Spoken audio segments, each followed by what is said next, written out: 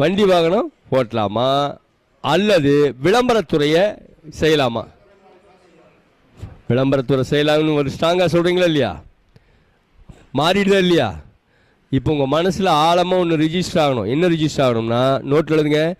எந்த ஒரு பாவமும், விதியில் எந்த ஒரு பாவமும்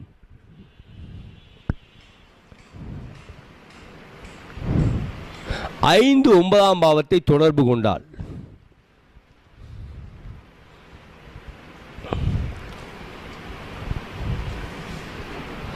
அந்த பாவகாரகத்தின்